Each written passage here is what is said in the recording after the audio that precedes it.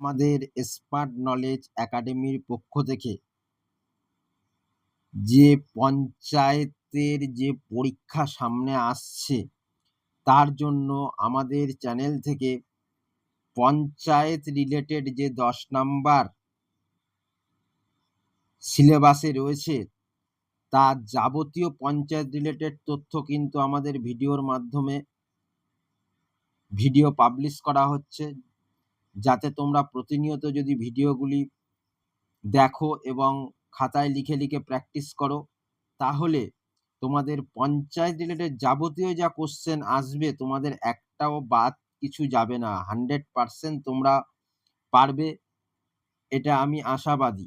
এবং তার সাথে আমাদের আর একটা টপিক যেটি পঞ্চায়েতের জন্য বিশেষভাবে গুরুত্বপূর্ণ, সেটি হলো তুমি দেখো পঞ্চায়েতের পরীক্ষা দেবে বিভিন্ন রিজিয়নে, অর্থাৎ তোমার যে 28টা রাজ্য মধ্যে যে পশ্চিমবঙ্গ, তার মধ্যে 23টি জেলা, আমাদের পশ্চিমবঙ্গের রাজ্যের প্রতিটি জেলা অর্থাৎ ডব্লিউবি গ্রাম পঞ্চায়েত, অর্থাৎ তোমার পশ্চিমবঙ্গের 23টি জেলা সম্পর্কে কিন্তু তোমার ভালো নলেজ থাকতে হবে। তা এই টপিকটা বিশেষভাবে কিন্তু পঞ্চায়েত পরীক্ষার জন্য গুরুত্বপূর্ণ। সেই কারণে আমাদের এই স্মার্ট নলেজ একাডেমির চ্যানেল থেকে ইন্ডিভিজুয়ালি 23টি জেলার যা যা গুরুত্বপূর্ণ কোশ্চেন দিতে পারে সেগুলি নিয়ে আমরা ডিটেলস সহ আলোচনা করব। সেরূপ আজ প্রথম ভিডিও 23টি জেলার মধ্যে প্রথম যে জেলাটা কোচবিহার, সেটা নিয়ে আমরা আলোচনা করব এবং আদার্স যে 22টা রাজ্য আছে সেগুলোরও ভিডিও এই চ্যানেল থেকে তোমরা পেয়ে যাবে। এবং তার সাথে পঞ্চায়েতে যে যাবতীয়, তার মধ্যে আমরা 3 নাম্বার ভিডিও আপলোড দিয়েছি এবং তার সাথে আরো ভিডিও আসছে, এবং তার সাথে এই যে 23টি জেলার প্রথম ভিডিও আজকে তোমরা এই চ্যানেল থেকে পেয়ে যাবে। এবং যারা ইচ্ছুক অবশ্যই আমাদের এই স্মার্ট নলেজ একাডেমির চ্যানেলটিকে সাবস্ক্রাইব করবে এবং তার সাথে ভিডিওর ডেসক্রিপশন বক্সে দেওয়া হোয়াটসঅ্যাপ গ্রুপ এবং টেলিগ্রাম গ্রুপের লিঙ্কে অবশ্যই যুক্ত হয়ে যাবে। তাহলে আমরা আলোচনা পর্বে চলে আসি। দেখো তোমরা দেখতেই পাচ্ছ যে স্মার্ট নলেজ একাডেমি 23টি জেলার গুরুত্বপূর্ণ তথ্য। আজকে যে বিষয়টি নিয়ে আলোচনা হবে সেটা হলো কোচবিহার জেলা। টার্গেট পশ্চিমবঙ্গ গ্রাম পঞ্চায়েত পরীক্ষা 2026 বাই চিরঞ্জিত স্যার। তাহলে হচ্ছে ভিডিওর নিচে ডেসক্রিপশন বক্সে যে হোয়াটসঅ্যাপ গ্রুপ টেলিগ্রাম গ্রুপের লিঙ্ক আছে সেখানে অবশ্যই যুক্ত হয়ে যাবে। প্রথম যে আমাদের যে বিষয়টি রয়েছে,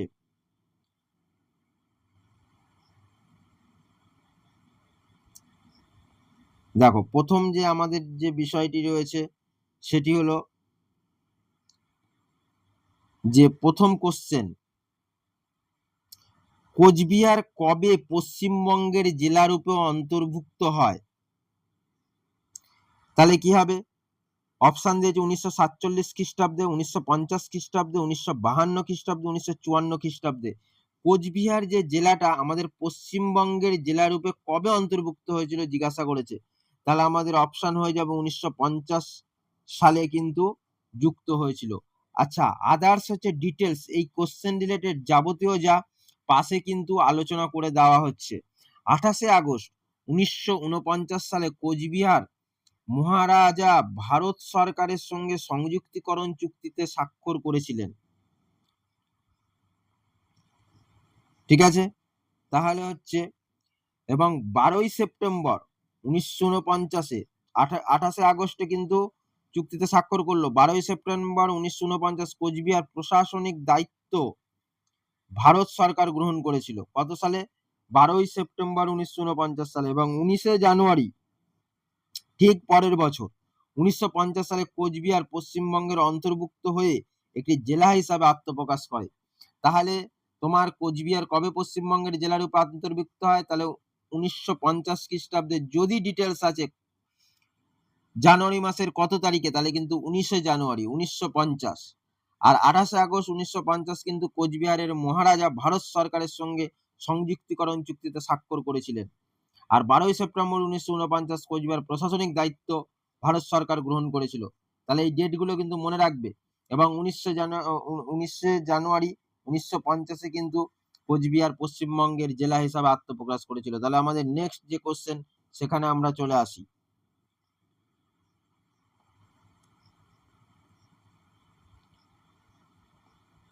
দেখো, পশ্চিমবঙ্গের কোন কোন জেলাগুলি আসাম রাজ্যের সীমারেখা স্পর্শ করেছে? তাহলে হচ্ছে কোচবিহার ও জলপাইগুড়ি, আলিপুরদুয়ার ও জলপাইগুড়ি, দার্জিলিং ও কোচবিহার, কোচবিহার ও আলিপুরদুয়ার। তাহলে হচ্ছে বলেছে যে পশ্চিমবঙ্গের কোন জেলাগুলো আসাম যে রাজ্য, আমাদের পার্শ্ববর্তী রাজ্য, তার সীমারেখাকে স্পর্শ করেছে। তাহলে তোমার এখানে রাইট অ্যান্সার হয়ে যাবে অপশন ডি, কোচবিহার ও আলিপুরদুয়ার। তাহলে আমরা এই কোশ্চেনটা রিলেটেড যাবতীয় যা তথ্য দেখে নিই।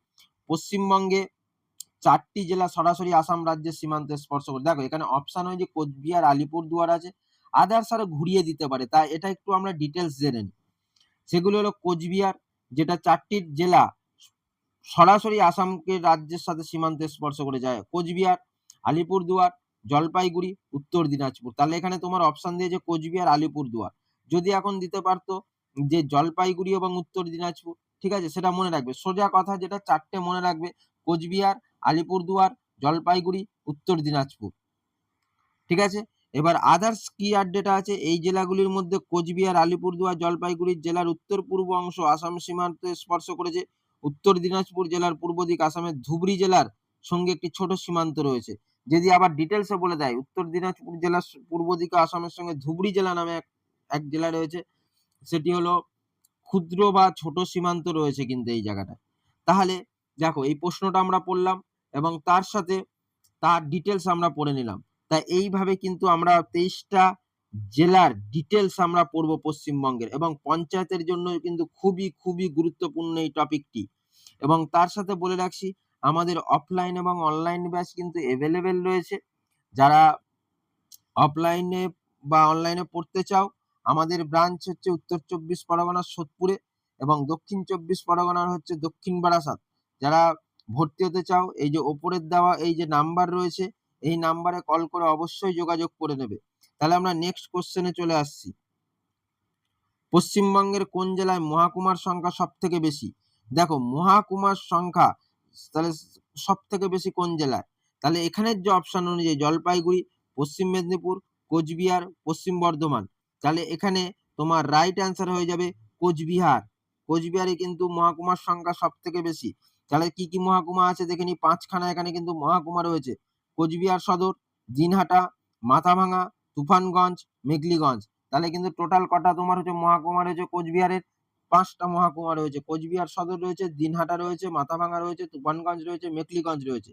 আর পশ্চিমবঙ্গে সবচেয়ে বেশি মহাকুমা রয়েছে উত্তর 24 পরগনা জেলায়, বর্তমানে কিন্তু 5টি। এটাতেও 5টা রয়েছে। যদি এখানে হঠাৎ করে অপশনে পশ্চিমবঙ্গ থাকতো, কোচবিহার না থাকতো, তাহলে কিন্তু অ্যান্সার কিন্তু পশ্চিমবঙ্গ হয়ে যেত। এটা হচ্ছে একটা হচ্ছে তোমার কি বারাসাত, বনগাঁ, বসিরহাট, ব্যারাকপুর, বিধাননগর। ঠিক আছে, এই 5টা রয়েছে। নেক্সট আমাদের যে কোশ্চেনটা রয়েছে সেখানে আমরা চলে আসি। দেখো নেক্সট আমাদের বলেছে যেটা, যে 3 বিঘা করিডোর কোথায় অবস্থিত? 3 বিঘা করিডোর কোথায় অবস্থিত? দার্জিলিং জেলার বাংলাদেশ সীমান্তে, নদিয়া জেলার বাংলাদেশ সীমান্তে, মালদা জেলার বাংলাদেশ সীমান্তে, কোচবিহার জেলার বাংলাদেশ সীমান্তে। তাহলে রাইট অ্যান্সার হয়ে যাবে অপশন ডি, কোচবিহার যে আমাদের জেলা আছে তার বাংলাদেশ সীমান্তে, কিন্তু তার যাবতীয় যা আর অন্য কিছু এই রিলেটেড তথ্য আমরা দেখে নিই। এটি ভারতের ভূখণ্ডের উপর দিয়ে গেছে। তাহলে এই 3 বিঘা করিডোর কোথা থেকে গেছে? ভারতের ভূখণ্ডের উপর দিয়ে গেছে। করিডোরটির দৈর্ঘ্য প্রায় 178 মিটার এবং প্রস্থ 85 মিটার। তাহলে এই করিডোরটা যদি আরো ডিটেলসে তোমায় ঢোকে, তাহলে এই করিডোরটার হচ্ছে কত দৈর্ঘ্য রয়েছে? 178 মিটার এবং প্রস্থ কত? 85 মিটার। এবং 1992 সালে এটি সীমিত সময়ের জন্য চালু হয়। তাহলে কিন্তু 1992 সাল যখন, তখন কিন্তু 3 বিঘা করিডোর সীমিত সময়ের জন্য চালু হয়েছিল। এবং 2011 সাল থেকে বাংলাদেশি নাগরিকদের জন্য সার্বক্ষণিক ব্যবহারের সুযোগ দেওয়া হয়। তাহলে কিন্তু এটা মনে রাখতে হবে, 1992 সালে 3 বিঘা করিডোর সীমিত সময়ের জন্য ওপেন হলো, চালু হলো, কিন্তু 2011 সাল থেকে বাংলাদেশের নাগরিকদের জন্য সুবিধার্থে এটা কিন্তু ব্যবহারের সুযোগ সুবিধা দেওয়া হয়। সংক্ষেপে 3 বিঘা করিডোর হচ্ছে কোচবিহার জেলার মেখলিগঞ্জ মহাকুমা। তাহলে কোথায়? কোচবিহার জেলায়। যদি বলে কোন মহাকুমা? মেখলিগঞ্জ হচ্ছে মহাকুমার আন্ডারে ভারত বাংলাদেশ সীমান্তে অবস্থিত। তাহলে কিন্তু তো দেখো এবারে কিন্তু পঞ্চায়েত বলো যা পরীক্ষা হোক, তোমার কিন্তু কোশ্চেন খুব কনসেপচুয়াল এবং হচ্ছে তার ডিটেলস টু ডিটেলস হতে পারে। সুতরাং হচ্ছে তোমরা কিন্তু ভালো করে সকলে প্রিপারেশন নেবে। সুতরাং এইভাবে তোমরা ভালো করে কিন্তু জানবে, যে জিনিসটা জানবে ভালো করে জানবে, কনসেপ্ট যেন ক্লিয়ার থাকে। ওই ওপর পড়ে গিয়ে কিন্তু হওয়া খুব মুশকিল আছে। নেক্সট আমাদের যে কোশ্চেনটা রয়েছে সেখানে আমরা চলে আসি। নেক্সট আমাদের যেটা রয়েছে, রসিকবিল পাখিরালয় কোথায় অবস্থিত? কোচবিহারে। কোচবিহার যে জেলা রয়েছে তার মধ্যে রসিকবিল পাখিরালয় কোথায় অবস্থিত? তুফানগঞ্জে, মেখলিগঞ্জে, দিনহাটা, মাথাভাঙা। তাহলে আমাদের এটা কোথায় হয়ে যাবে? তোমার এটা আনসার হয়ে যাবে অপশন এ, তুফানগঞ্জে হচ্ছে রসিকবিল পাখিরালয় অবস্থিত। কোথায়? তুফানগঞ্জে। তাহলে হচ্ছে কোচবিহারের এই পাখিরালয়টা তুফানগঞ্জে অবস্থিত। রসিকবিল পাখিরালয় পশ্চিমবঙ্গের কোচবিহার জেলার তুফানগঞ্জ মহকুমায় অবস্থিত। এটি কামাখ্যাগুড়ি থেকে প্রায় 7.5 কিলোমিটার দূরে অবস্থিত। তাহলে তোমাকে দিতে পারে, যদি ভেতরে ঢোকে কামাখ্যাগুড়ি থেকে কত কিলোমিটার দূরে অবস্থিত, তাহলে তুমি বলবে 7.5 কিলোমিটার দূরে অবস্থিত। রসিকবিলের বিশেষ আকর্ষণ কি রয়েছে? শীতকালে বহু পরিযায়ী পাখির আগমন ঘটে এখানে, আর তার সাথে হরিণ উদ্যান, কুমির পুনর্বাসন কেন্দ্র, কচ্ছপ উদ্ধার কেন্দ্র, এভিয়ারি অর্থাৎ পাখিশালা ও পাইথন হাউস রয়েছে কিন্তু এখানে। এই কারণে কিন্তু এর বিশেষ আকর্ষণ রয়েছে।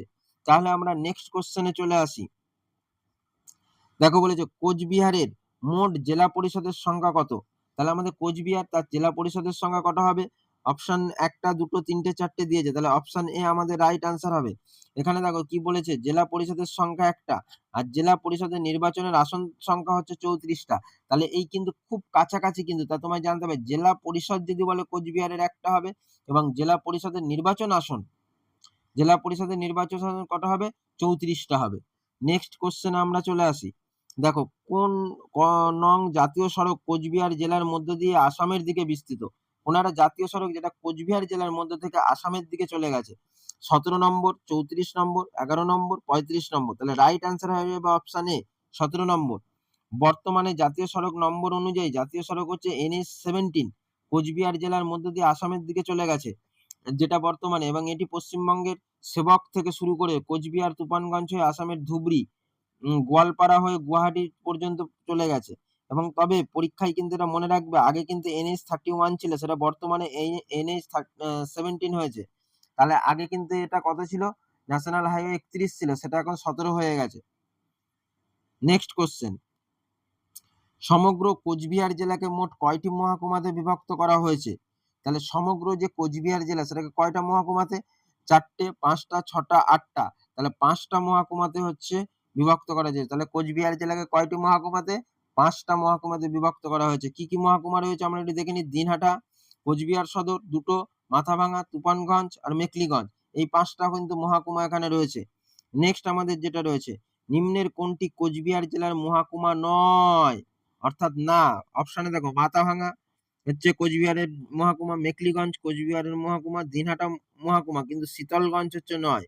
দেখো এখানে আমি দিয়েই দিয়েছি, কোচবিহার জেলায় বর্তমানে 5টা মহকুমা আছে, মনে রাখবে। কোচবিহার সদর, এখান থেকে কিন্তু এরকম ঘুরিয়ে কোশ্চেন দিতে পারে। কোচবিহার সদর, দিনহাটা, মেখলিগঞ্জ, মাথাভাঙা, তুফানগঞ্জ, এই 5টা। ঠিক আছে, বাইরে তাহলে কে নেই? শীতলকুচি নেই। নেক্সট হচ্ছে যে কোশ্চেনটা রয়েছে সেটাতে আমরা চলে আসি।